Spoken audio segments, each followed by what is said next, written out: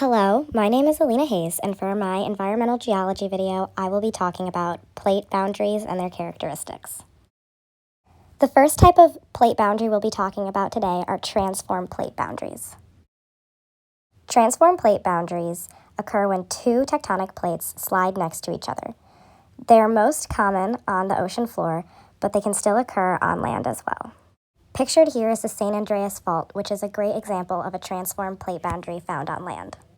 The shearing or sliding motion of the tectonic plates at transform plate boundaries cause shallow earthquakes, which occur between 0 and 70 kilometers below the surface and tend to be some of the most damaging earthquakes. Now we're going to move on and talk about convergent plate boundaries.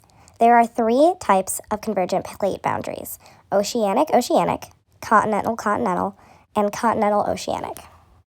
When two oceanic tectonic plates collide and the younger or less dense plate subducts underneath the older oceanic plate, that is oceanic-oceanic convergent boundary.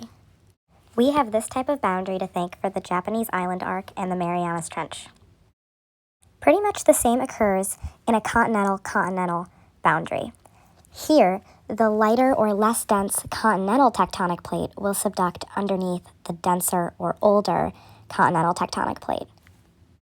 These boundaries often create large mountain ranges, such as the Alps, the Himalayas, and the Appalachians, which formed hundreds of millions of years ago when Pangaea still existed. Finally, an oceanic-continental boundary occurs when thinner oceanic crust subducts under thicker continental crust, often causing the formation of volcanoes and mountain ranges along the coastline. Overall, convergent boundaries tend to create deep, large magnitude earthquakes, and overall convergent boundaries cause about 80% of earthquakes worldwide.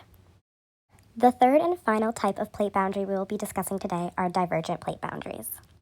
Divergent plate boundaries occur when two tectonic plates move away from each other as a result of magma coming up to the surface, drying, and slowly spreading the two plates apart.